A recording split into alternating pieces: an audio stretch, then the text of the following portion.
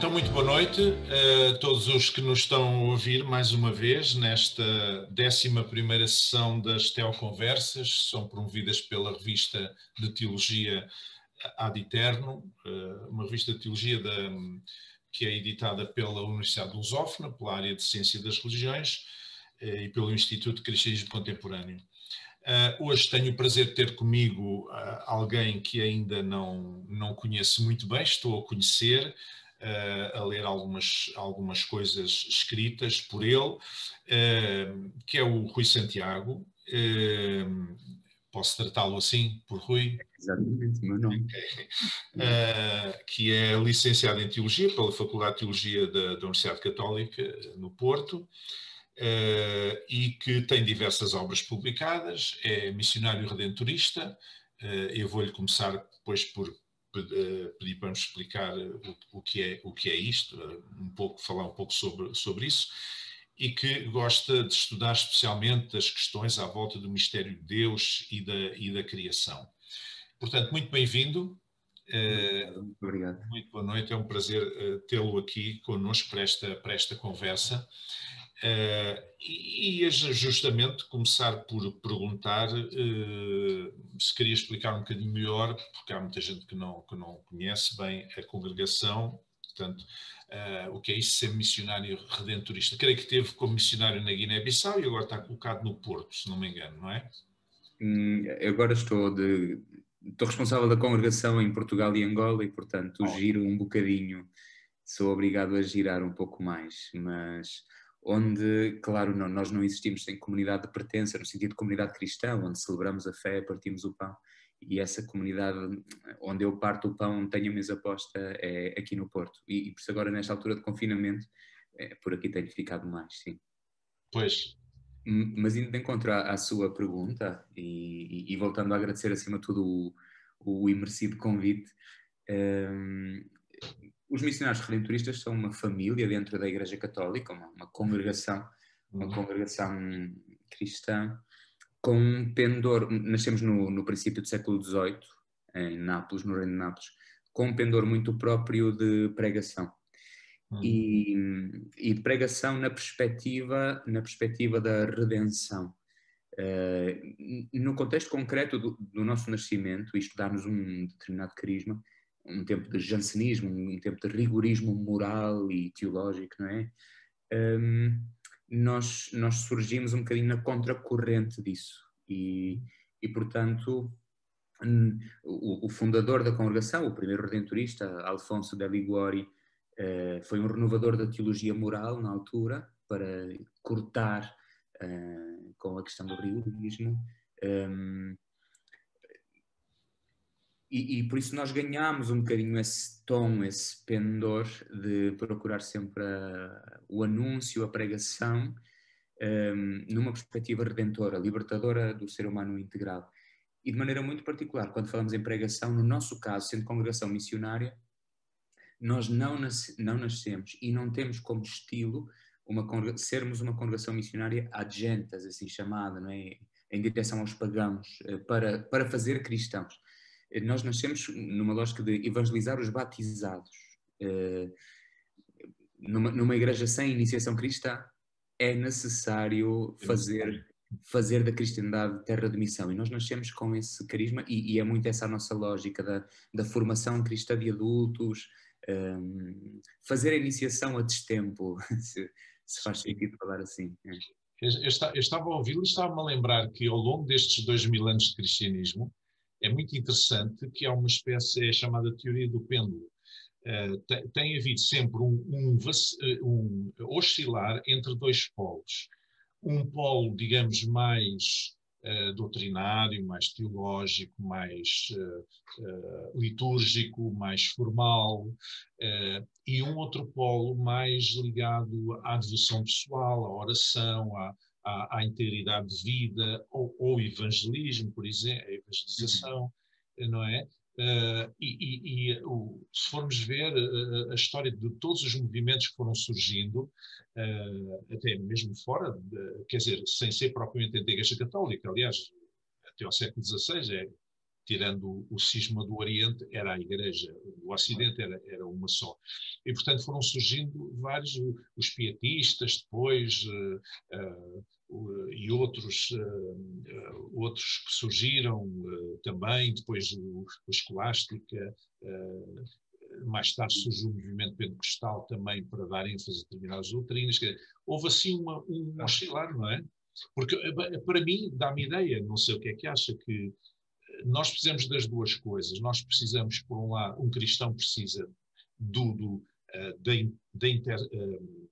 da interação comunitária, mas também precisa de uma devoção pessoal, não é? E uma coisa sem outra é coxa, não é? Claro, não existe uma sem outra. Uma comunidade de pessoas, ou uma comunidade de crentes, em que não há realmente que não é realmente um alfobre de gente com caminhada pessoal, esta comunidade não se constitui enquanto comunidade, é um acontecimento gregário, e ao mesmo tempo uma comunidade que não é capaz de educar, inspirar, formar, estimular a espiritualidade pessoal. Tem uma comunidade que se torna uma estrutura, um aparelho qualquer, não é? As coisas, de facto... Eu costumo dizer que o único dinamismo da fé, a única maneira da fé ter dinamismo é ser pessoal, mas não individual. É a grande diferença entre o pessoal e o individual. Não há experiência da fé sem ser pessoal. Não adianta, quer dizer, não... A fé é sempre um dom, apanha-se pelo ouvido, não é? Como diz o Paulo, e é sempre um dom, é recebido. Ninguém chega à fé sozinho, por dedução ou o que seja. A fé é sempre uma experiência pessoal, mas ao mesmo tempo, simultaneamente, é impossível ser uma experiência individual. É sempre uma experiência de corpo. Ou então a encarnação é uma história para criancinhas, não é? Porque a criação implica isso, implica o dinamismo da carne, do corpo, sem o qual estamos fora do evento, não é? E esta simultaneidade entre pessoalidade e a pessoalidade é sempre comunitária, não é? O ser humano é feito de multidão. Sim.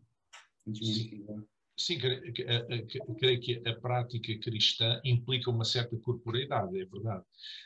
E, aliás, vê-se na Eucaristia ou na ceia do Senhor, conforme as tradições, a partilha do pão, portanto, é uma partilha entre pessoas, não é? E para partilhar as pessoas têm que estar juntas, têm que estar próximas, não é? Eu acho muita piada, eu acho muita piada aos peritos na presença no espírito. Eu acho isso delicioso. Numa comunidade cristã. Epá, eu não posso ir, a comunidade reúne-se, eu não posso ir, mas estou presente em espírito. Eu só acredito nisso até à terceira. Depois é a treta. Porque nós somos os do corpo. O cristianismo é o evento do corpo. Tudo é corpo. Tudo é corpo. Aliás, isso foi exemplificado pela última ceia de Jesus, pela prática dos ágapes na igreja primitiva e tudo isso, não é? Houve uma presença, como a mesa no Médio Oriente, não só, mas especialmente no Médio Oriente, é o lugar de excelência de comunhão, não é? Um judeu não convidava para a mesa, para sentar à sua mesa, qualquer pessoa. Portanto, é um lugar sagrado, quase, digamos. E isso foi transposto um pouco, essa ideia cultural para o cristianismo, estar à volta da mesa, estavam em comunhão. O espírito é uma coisa diferente, de facto. Mas dá-me a ideia que, por vezes, o que acontece em várias congregações, e não é só na Igreja Católica, são ajuntamentos, não são, de facto, congregações no sentido neotestamentário, não há uma coinonia, é ajuntamento de pessoas, especialmente quando as pessoas vão lá com algum fim de obter alguma bênção, ou comprar, entre aspas, alguma bênção, não é? É a mesma lógica, é a crise da Galileia pela qual Jesus passou, não é? Quando se via rodeado de multidões, mas se dava conta que o reino de Deus não estava a passar, enquanto o Evangelho não estava a passar, em que cada um ia para tratar da sua dor das costas ou do seu filho doente. De facto, muita gente andava à volta de Jesus, mas não formavam um nós. Não estava a acontecer a dinâmica do reinado. E a famosa crise da Galileia, não é? Em Marcos e companhia, em que Jesus diz, não, assim não. De facto, juntava-se muita gente, mas ia cada um tratar de si. tinham cada um tratar da sua fome e da sua sede, mas não havia muita vontade de tratar da fome e sede de justiça. É verdade, e estava a pensar aqui que, apesar a prática cristã implicar o coletivo, o grupo, apesar disso, Jesus sempre nunca deixou de parte o indivíduo em si. Estava a pensar aqui na mulher hemorrágica, não é? Que veio e tocou em Jesus, e Jesus fez questão de falar com aquela mulher, de saber quem era a pessoa, não é? De se dirigir a ela pessoalmente, né? E não ser uma coisa apenas de passagem, como os discípulos diziam, mas quem é que tocou? Está aqui tanta gente e tal.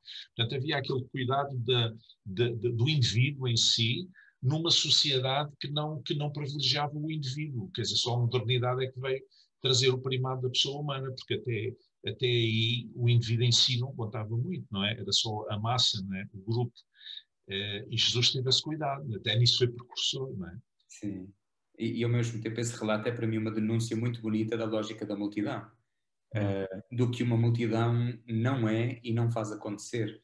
Esse, como o Zaqueu também, o relato de Zaqueu, que a multidão não faz acontecer nada. E mesmo quando essa mulher atravessa a multidão, toca Jesus e há aquele quem nem saiu de mim um dinamis, quem é que me tocou? E eles dizem, mas apertam-te de todos os lados, como é que quem te tocou, não é? Portanto, este tocar que não acontece em multidão. O gregarismo não gera o contacto, porque o gregarismo não é corpo, é ajuntamento, de facto, como dizia, é outra coisa. Até porque as pessoas, quando estão em grupo, muitas vezes raciocinam.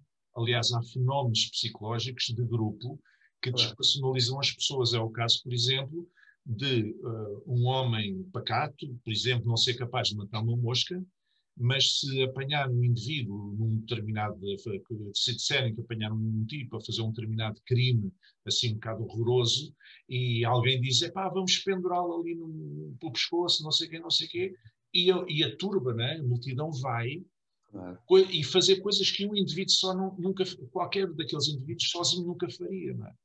Há ali um fenómeno de massas mas a fé tem tem a dimensão do pessoal muito, não é? Muito presente. Sim, é o dinamismo pascal, em que não há nenhuma experiência pessoal, nenhuma experiência pascal narrada nos Evangelhos que comece e acabe no indivíduo. A experiência pascal ou acontece em comunidade ou conduz à comunidade, como no caso de Maria de Magdala. Não, há aí uma simultaneidade que não pode ser posta em causa. Eu gosto de falar, segundo eu percebo, do mistério de Deus. Eu gostava de começar, quer dizer, continuar, já começámos um pouco por aí, que é o seguinte: Deus é mistério, mas nem todos os cristãos compreendem esse conceito. Portanto, em determinadas áreas do cristianismo há muito aquela ideia de conhecer Deus. Eu conheci Deus, não é? Eu conheci Deus e referem-se a isso, por exemplo, no meio mais protestante, ao evangélico, se quisermos, através de uma decisão pessoal, chamada metanoia, do novo nascimento, conversão, enfim. A partir daí a pessoa diz que conheceu Deus. Mas o profeta Oseias diz: conheçamos e prossigamos em conhecer o Senhor. E isto fala-nos de um processo. Isto quer dizer que Deus não se revela totalmente, aliás, nem nós suportaríamos tal coisa enquanto seres humanos, mas tudo isto é um processo, não é? O conhecer Deus é um processo, talvez porque Deus é mistério e vai-se revelando aos poucos. Será assim? Eu acho que Deus não se revela aos poucos, acho que não é possível a Deus revelar-se aos poucos, só é possível a Deus revelar-se na totalidade, só que é uma totalidade inesgotável. Portanto, é de facto inextinguível de revelação. A palavra mistério é das palavras mais belas que existem e depois confundidas, evidentemente, no processo cultural que a palavra levou, em que mistério se tornou sinónimo de enigma ou de segredo, quando na teologia cristã não é isso que significa. Mistério é o conhecido, é o revelado, mas revelado por dom. Ou seja, é aquilo que conhecemos por dom. Não seríamos capazes de o conhecer por por indução, não seríamos capazes de o conhecer por raciocínio, não conseguimos conhecê-lo por espreitar no buraco da fechadura, conhecemos porque ele se dá a conhecer, não é? Que existe essa vontade, essa autoadoração e essa autorrevelação. E este é o caminho do deslumbramento e do inesgotável. Falar do mistério é a beleza do mistério de Deus, é a beleza de alguém que se dá a conhecer de maneira tão total e ao mesmo tempo tão inextinguível, que é inacabável. Eu não sei bem, dentro dessa tradição e agora eu conheci Deus, não é? Quando eu tinha 37 anos eu conheci Deus. Foi quando eu tinha 37 anos. Eu não sei bem o que é que as pessoas estão a querer dizer com isso. Acho que é uma maneira quase metafórica de dizer existe um antes e um depois de uma experiência qualquer que eu fiz ou de uma pertença qualquer a que eu aderi. Mas se o conhecer Deus tem a ver com a partir daqui eu tenho dados que antes não tinha, fica muito estranho. A mim aconteceu-me no funeral do meu avô paterno. Eu sou de uma família não é muito ligada do parte do meu avô paterno, assim, o pessoal não anda muito aí, e no funeral missa de corpo presente e tal, e um primo meu que é ligado à parte de gestão desportiva e não sei o quê, pediu se podia dizer umas palavrinhas no fim. E eu disse, claro que sim. E ele lá foi dizer umas palavrinhas no fim, totalmente fora da coreografia litúrgica, e pôs as mãos lá no ambão e começou a falar então, eu não sei, o meu avô, espero que esteja bem e tal. Eu não sei, depois apontava para o caixeiro e dizia, eu não sei o que aconteceu para o meu avô, o meu primo é que tem os dados. E dizia isso em relação, apontando para mim, o meu primo é que tem os dados. Como se alguém com fé fosse alguém que tem dados que alguém que não tem fé não tem. Né? Portanto, o meu primo achava que eu tinha dados em relação à vida eterna. Né? Eu não sei o que aconteceu ao o meu primo é que tem os dados. Se conhecer Deus é saber de Deus o que os outros não sabem, fica para mim um conceito muito estranho de conhecer. Se conhecer Deus tem a ver, comecei a deslumbrar-me pela experiência de ser olhado, de ser visto, de ser iluminado, iluminado pela presença de outro, faz-me sentido, sim.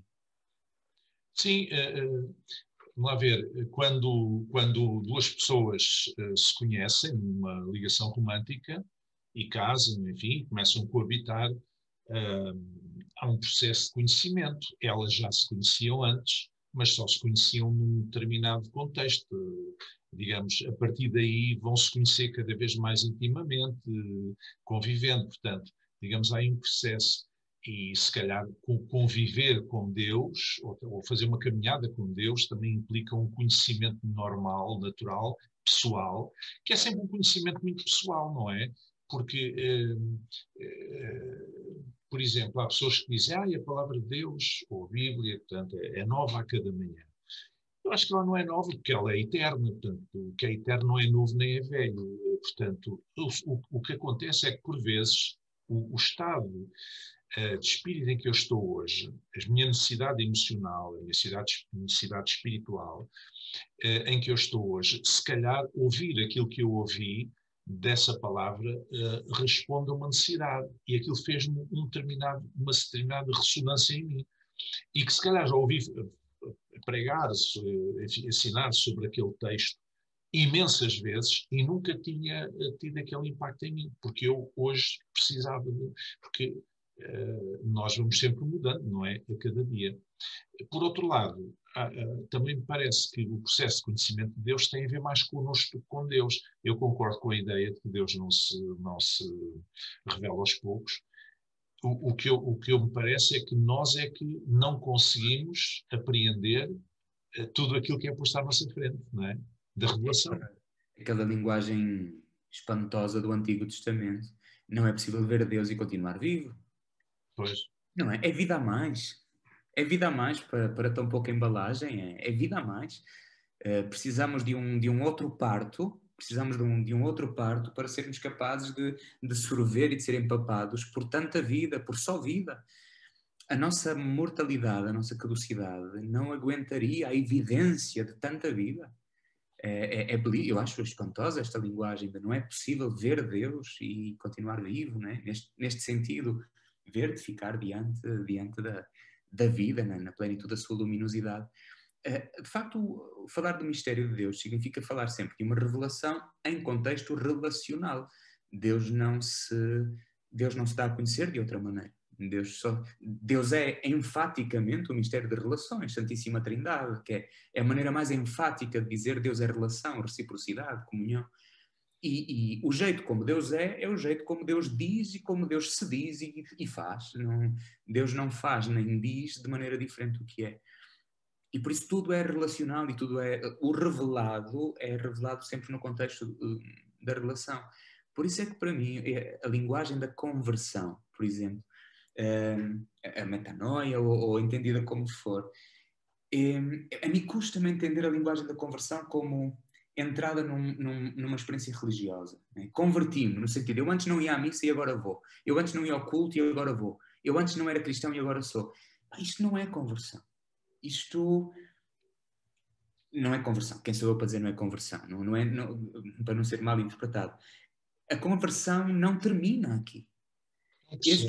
Quando muito, é o princípio de um processo de conversão. Porque a verdade é que nós só nos convertemos por convivência, exatamente essa expressão que o professor usou. Para mim, não há nada que nos converta mais do que apaixonarmos-nos e convivermos.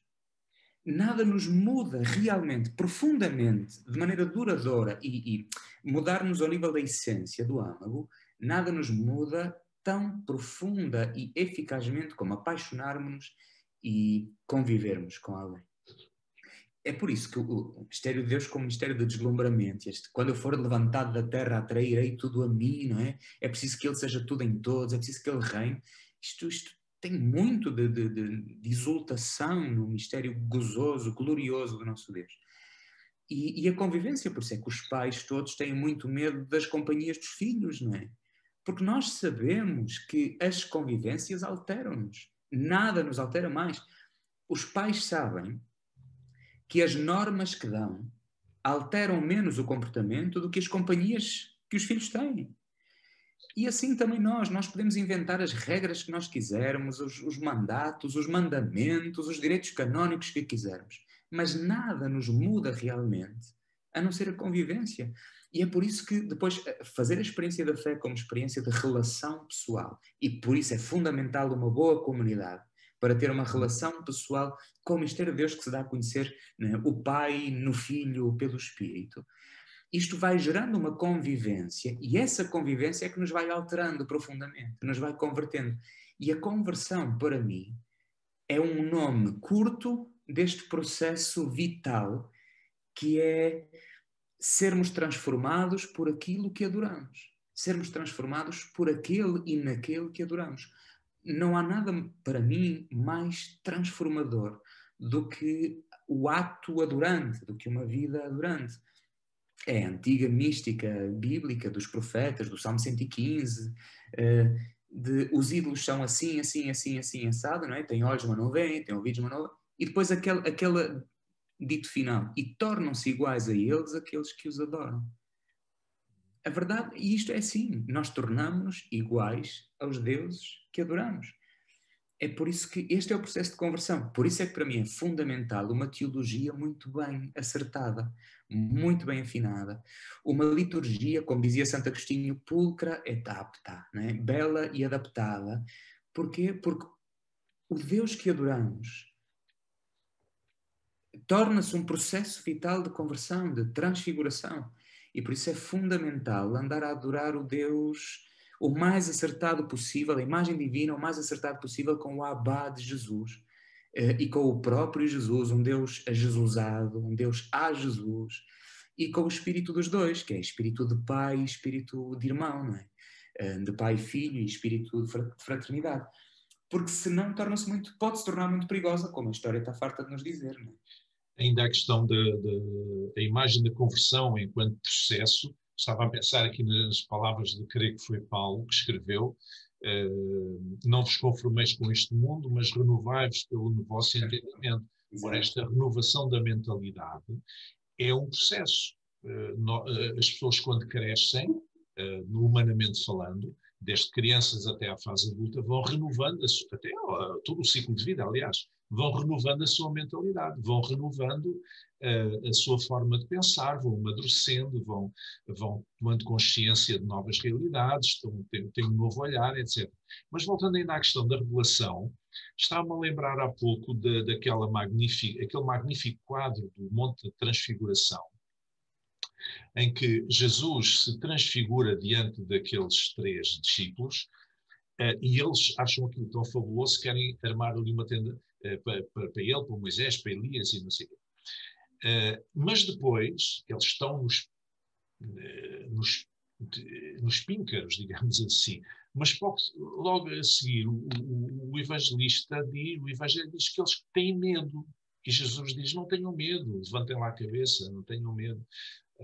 Quando de repente os outros saíram e desaparecem de cena, o Moisés e o Elias, e eles ficam com medo. E não sei se isto não tem a ver também com a questão de que a revelação de Deus, quando é muito forte, também às vezes nos amedronta, não é? E se calhar fugimos um pouco disso, não? Sem dúvida. O medo é uma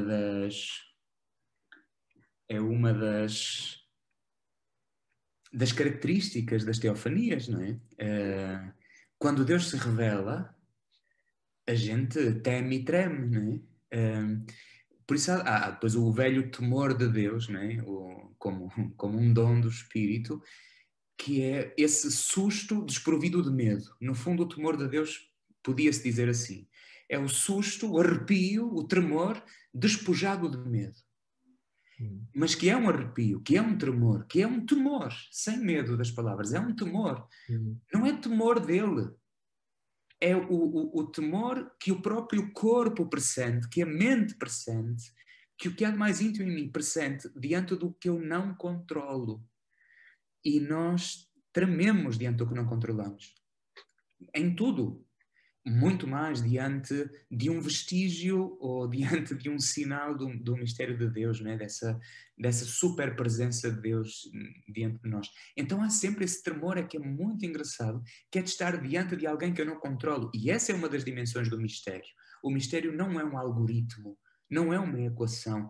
A mim arrepia-me, a mim tira-me do sério ouvir falar de Deus como se alguém estivesse de cima de Deus, não é? Quase como São Tomás de Aquino falava, a gente vai ver o índice da Suma Teológica e percebe que começa a falar em Deus e vem para baixo, para baixo, para baixo, até falar toda a criação, e a conclusão então é que ele está acima de Deus a ver de cima para baixo, não é? Portanto, e às vezes há uma visão nossa a falar das coisas, a falar de Deus, que parece que estamos por cima de Deus e a fazer a descrição, não é? No nosso helicóptero teológico, aqui a grande altura. E esta experiência de não ter o controlo, de perder o pé, não nos é natural. O que nos é natural é ter o quadrado delimitado da nossa segurança, onde os bichos não entram, onde a comida não foge, e isto a todos os níveis, a nível espiritual também. E Deus não funciona bem no nosso quinhão, não é? É por isso que a experiência de fé é sempre uma experiência de aberto. Sempre, sempre, sempre.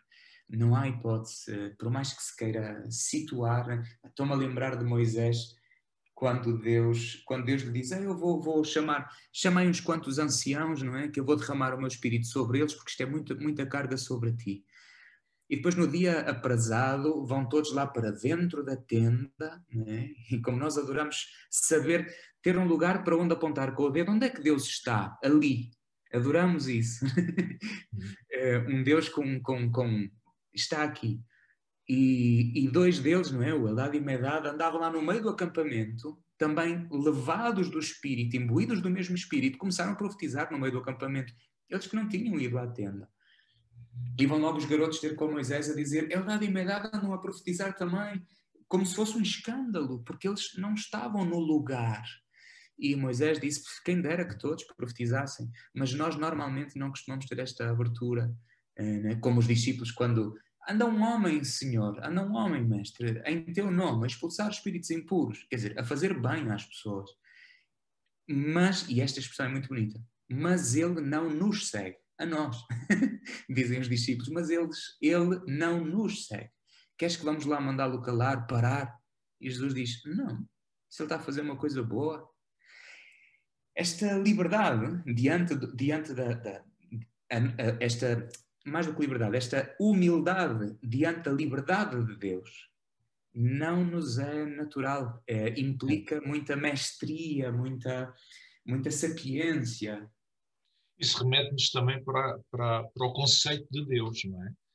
Há muito aquela ideia antropomórfica, não é? De Deus como um velho de barbas brancas, etc. Ou um Deus castigador, o Deus do Antigo Testamento. Mas se calhar, bom, o Francisco de Assis achava que Deus estava praticamente na natureza, mas se calhar nós podemos ver Deus, aliás, não é se calhar, no nosso semelhante, nos pobres, nas crianças, no nosso próximo, não é? E temos muita dificuldade em fazê-lo, porque formatamos Deus, projetamos uma imagem de Deus, de acordo com a nossa teologia ou com a nossa percepção, que muitas vezes tornamos cegos, digamos assim, para ver Deus à nossa volta. Tantas vezes, não é? Foi a única imagem que Deus fez de si mesmo, não é? A única imagem que Deus fez de si mesmo foi gente. E a mim assusta-me quando o Deus em quem eu creio é muito igual a mim. Porque é quase provável que eu já o idolatrizei, já fiz dele um ídolo. Quando o Deus em quem eu creio gosta do que eu gosto, não gosta do que eu não gosto, confirma as pessoas com quem eu concordo e rejeita as pessoas de quem eu discordo. Quando Deus coincide demais comigo, é muito provável que eu já o tenha transformado num ídolo. Quando Deus não me foge, quando eu tenho um Deus pela trela, é muito provável que este Deus já se tenha tornado uma mentira. E este é um perigo em que nós estamos sempre a ponto de cair. Qualquer um de nós.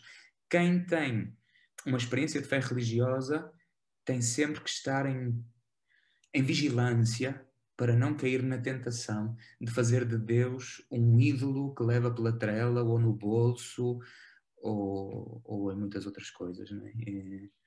Até porque muitas vezes nós queremos definir a nossa fé em oposição à forma de viver a fé de outras pessoas que também são cristãos, de outras tradições, digamos assim. Então, muitas vezes, definimos a nossa fé porque nós não somos assim, quer dizer, é um bocadinho o evangelho pela negativa, não é? E então levantamos muros em vez de construir pontes, não é? Era uma vez um fariseu que também dizia a sua fé assim: eu te louvo, Senhor, porque não sou como aquele. Portanto, talvez essa não seja a melhor escola. Exatamente.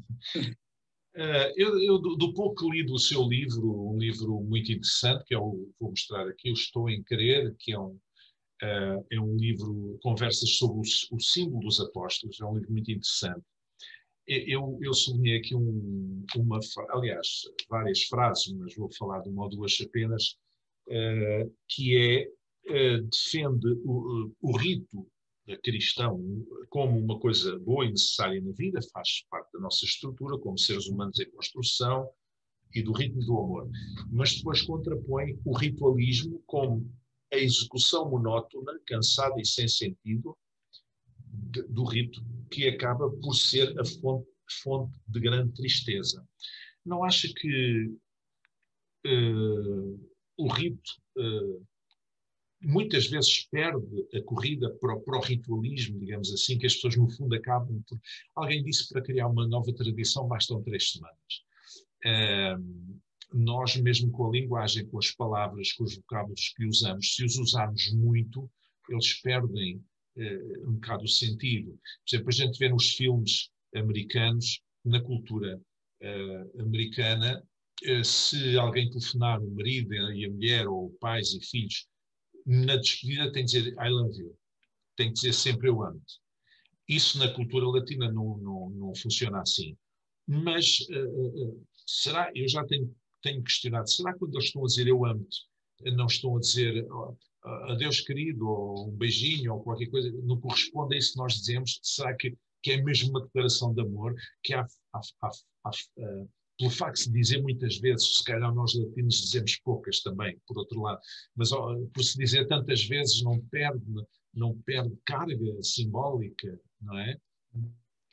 Há um desgaste, sim. Os ritos são importantes porque identificam as relações. Quando eu sublinho a importância dos ritos, é por sublinhar a importância da experiência da fé como experiência de relação. Tudo é corpo e relação, tudo é relacionalidade. E por isso é que se geram ritos. As relações geram ritos, é assim com as relações românticas, de casais, é de famílias, do que for. Uma relação vai ganhando os seus ritmos, as suas datas, os seus símbolos. Por isso, a experiência da fé cristã precisa destes ritos. Mais do que precisa, se é real, gera os ritos. Ora, outra experiência que nós fazemos, é uma experiência antes de mais antropológica, muito antes de ser sacramental ou teologal, é que o mesmo amor ou a mesma relação que gera os ritos precisa de os recriar também. Não há hipótese. Têm de ser recriados.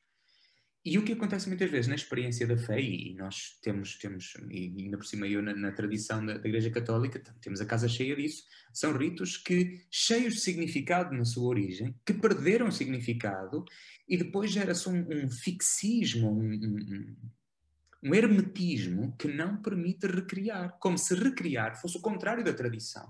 Então fizemos da tradição uma coisa estranhíssima, que é termos uma fogueira acesa, né?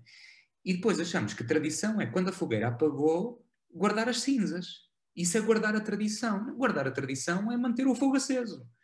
Isso é que é guardar a tradição. Guardar as cinzas num baú não é guardar a tradição. Não chega a ser guardar nada. E o ritualismo, de facto, muitas vezes ganha por falta de fidelidade e de abertura ao espírito criativo. Ao espírito de Deus que é criador e que continua a pairar sobre o caos. E muitas vezes, eu pelo facto de ter entrado um bocadinho na experiência cristã, já com mais idade e ter andado noutras andanças de desporto e não sei o quê, quando eu vinha a umas celebrações e tal, não é? Quando eu comecei o processo de missionário e vinha a umas celebrações, eu sentia-me, hoje olhando, eu percebo que era uma experiência de caos. Caos! Que é, porquê isto? Não é uma experiência cósmica.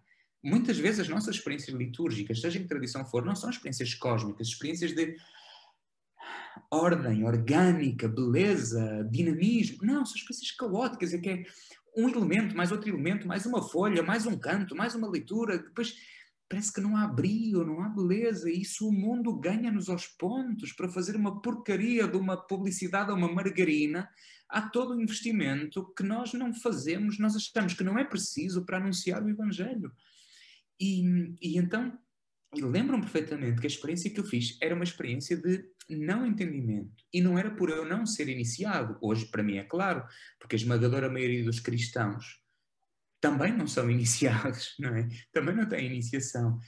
Era porque tudo acontece num... Porque é que é assim? Não se pergunta. Sempre foi. E a linguagem é num catoliquês que quem está fora também não apanha.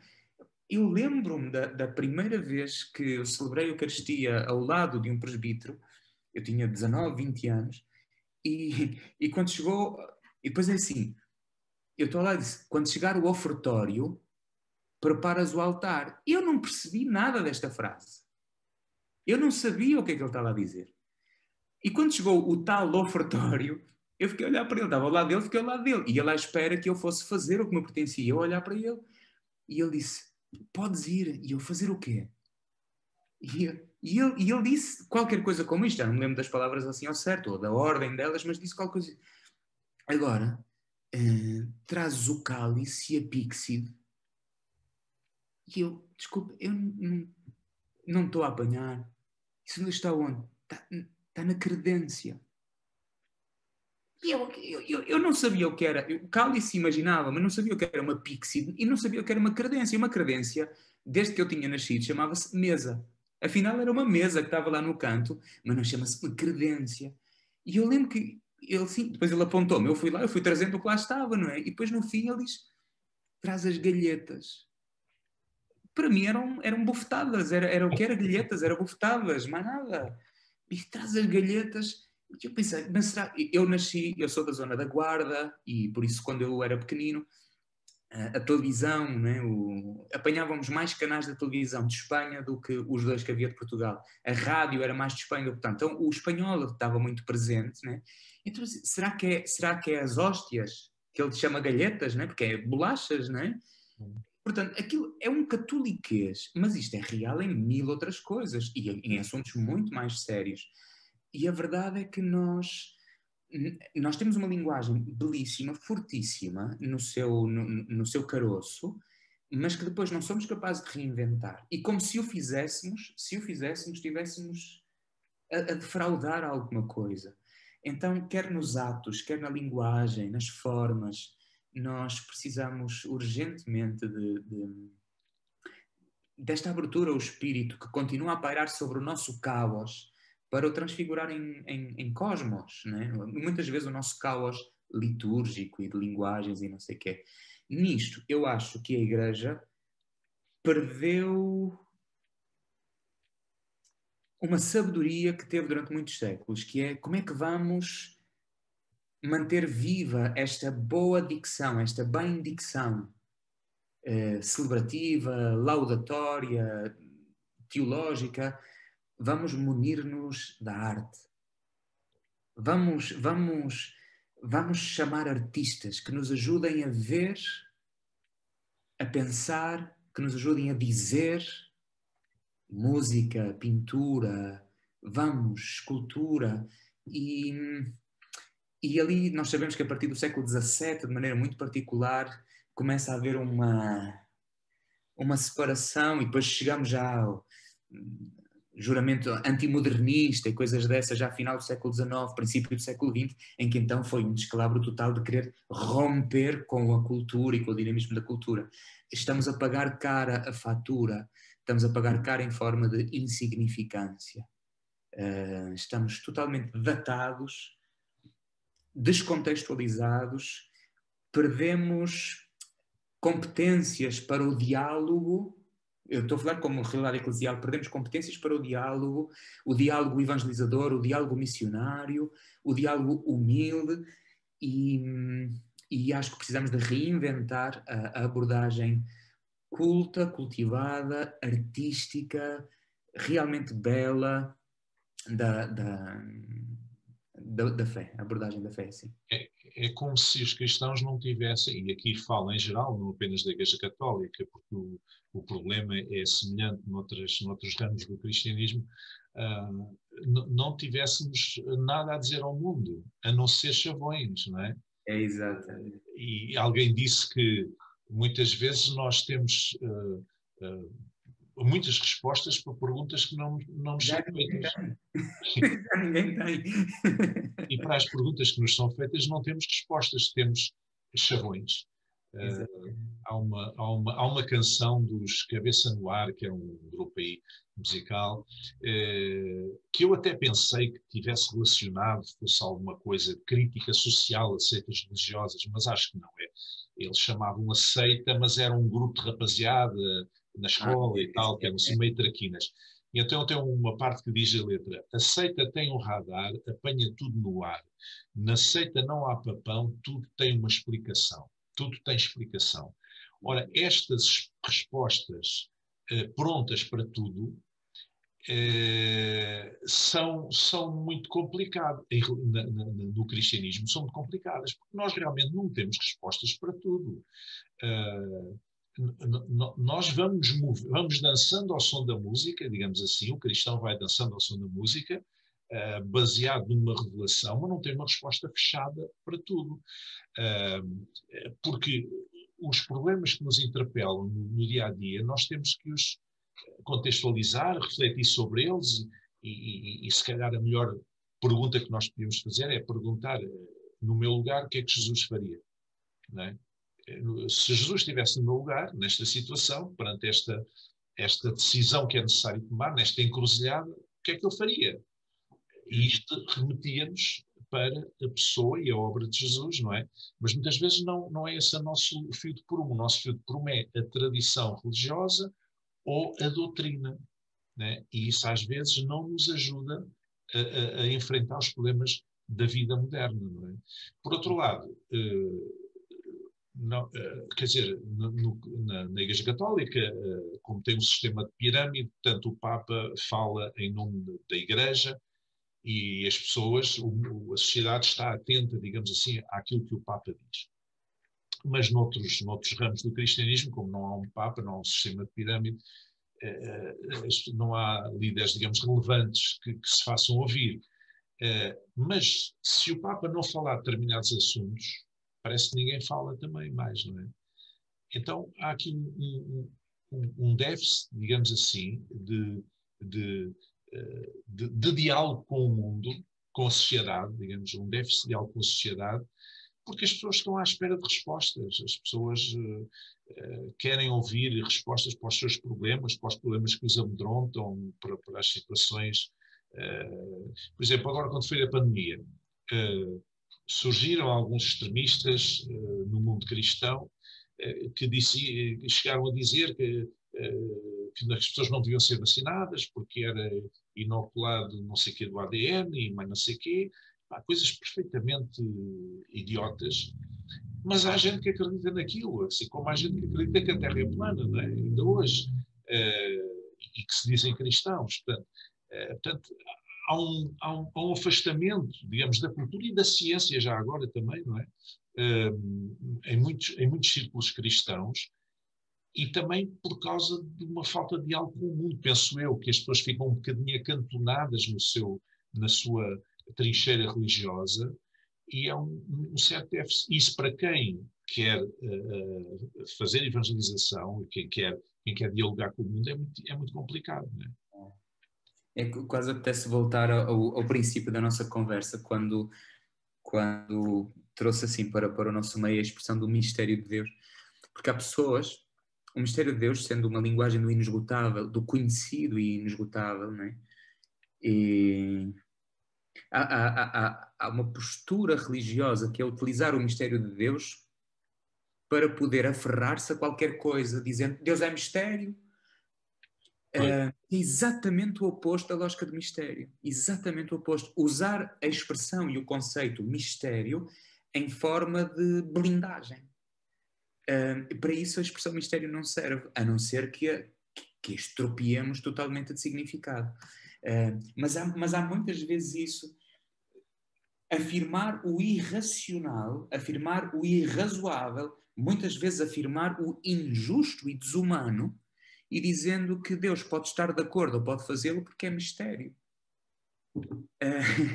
E Deus atua in mysterious ways, né? E esse é um caminho tão perigoso, tão perigoso. Já para não falar no argumento da autoridade, que normalmente também pessoas usam, Deus disse, não é assim? Nós vamos questionar, mas porquê? Porquê é que é assim? Porquê é que é assado? Não sei o quê. Quando já não há argumentos razoáveis, racionais para contrapor, Deus disse, não é? Isto passa-se muito em certos círculos religiosos, não é? Deus disse. Pronto, então a gente, com a autoridade, não há como contestar. O que é que eu vou dizer? Deus disse, está bem, pronto. É complicado.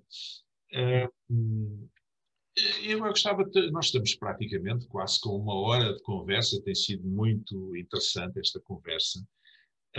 Nós acabámos de celebrar a Páscoa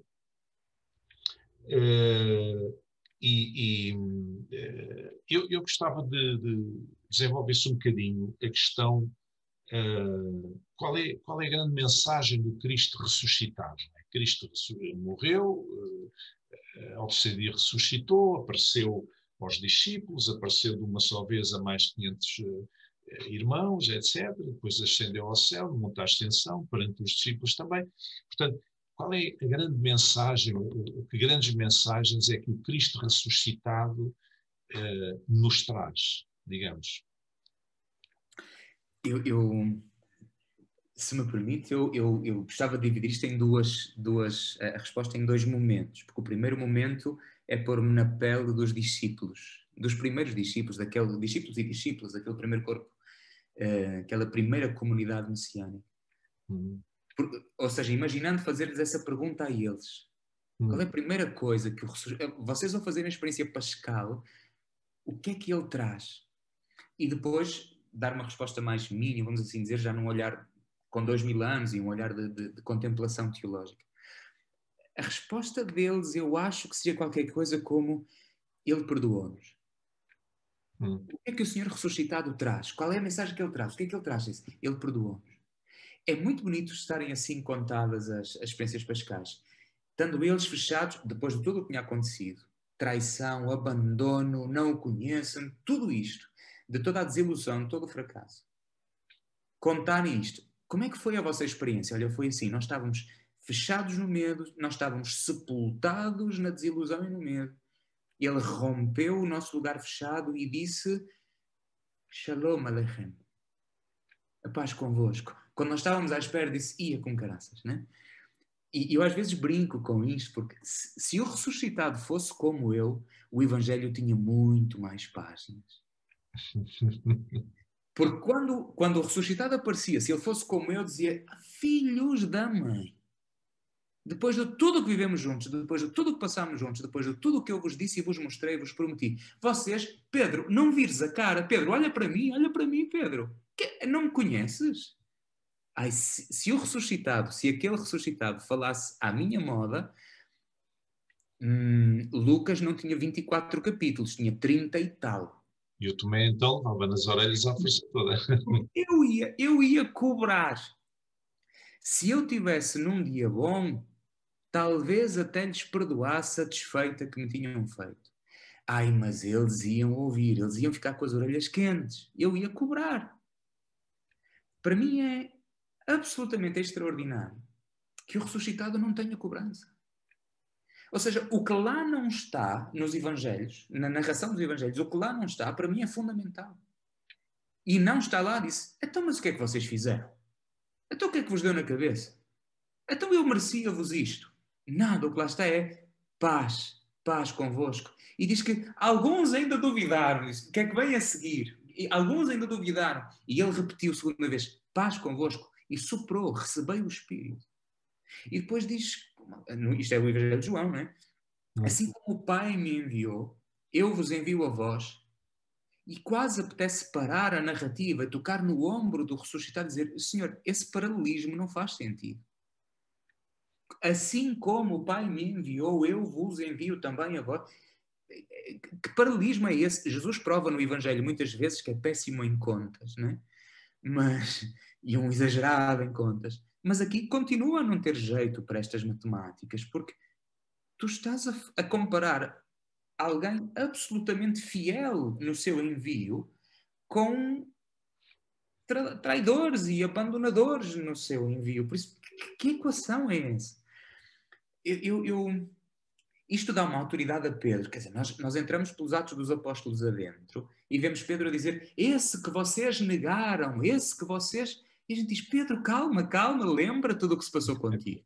Yeah. Mas, ao mesmo tempo, Pedro está a falar como alguém saturado de perdão. Saturado. Não há um átomo no seu corpo que não esteja tomado pela experiência de ser perdoado e vivificado. Por isso eu acho que de maneira belíssima o que o ressuscitado traz como inauguração da experiência é: ele vem de bem. Ele traz paz, ele traz perdão, ele traz shalom e espírito. Num segundo olhar, assim, o que é que a ressurreição traz como notícia, como mensagem? Eu acho que acima de tudo isto, eu acho que não traz, estou a ser simplista, acho que não traz uma mensagem nova, o que traz é uma certificação da vida de Jesus que faz com que, então espera, tudo o que ele disse, tudo o que ele fez é sério. Tem a certificação divina. Então espera, então vamos reler isto tudo. Então, mais do que trazer uma mensagem nova, a ressurreição, o que traz é uma potência nova para a existência, o ministério e a existência, o ministério e o mistério pessoal de Jesus. Mais do que um conteúdo novo, traz é uma verificação divina e, portanto, eterna. É isto. Este é o fim do mundo, este é o destino do mundo. Ele não só era verdadeiro, e isso não lhe pode ser negado, ainda que ele fosse um iludido. Quem morre daquela maneira por essa ilusão seria verdadeiro. Mas, se Deus o ressuscitou, não só ele é verdadeiro, mas ele é, tudo nele é verdade. Deus assinou por baixo esta vida. Ao ressuscitá-lo, foi a firma que Deus fez. E se Deus assina por baixo esta vida, quer dizer que o fim do mundo, o destino do mundo, é este. É por aqui. Então isto dá uma potência, uma culminação a tudo. Eu acho que a grande mensagem da ressurreição, a grande mensagem pascal, é que se Deus ressuscitou Jesus, então torna-se definitivo o que ele fez, o que ele disse, o que ele é. E isto dá uma carga nova a tudo. Os gestos, as palavras, tudo. Como é o fim do mundo começou, o juízo do mundo é assim que o mundo está a ser julgado, é assim que o mundo está a ser finalizado, é assim que nós vamos ter que responder diante do próprio mistério da vida acontecer em superabundância. Então, se Deus ressuscitou Jesus, então o futuro está toda à mostra na vida daquele. Mais do que um conteúdo novo, a grande mensagem da ressurreição é que Jesus de Nazaré, levantado, exaltado, ressuscitado, é uma maneira de viver certificada eternamente e certificada divinamente. Sim, uma resposta breve, vá. Há uma frase do Evangelho muito marcante que diz: verdadeiramente Jesus ressuscitou. É isso. É. Olha, Rui, foi um prazer muito grande mesmo conhecê-lo e estar à conversa consigo. Esta conversa foi muito rica, muito interessante, muito boa mesmo, gostei muito. Queria dizer àquelas pessoas que nos estão a ouvir que daqui a 15 dias, teremos connosco o Timóteo Cavaco, que foi secretário-geral da Sociedade Bíblica de Portugal durante muitos anos, ainda está ligado, e também é professor de Teologia, e portanto para mais umas Teoconversas, e resta-me agradecer mais uma vez o Rui pela sua disponibilidade. Obrigado. E desejo que corra muito bem o seu trabalho e que Deus o abençoe. Muito obrigado. Boa noite a todos.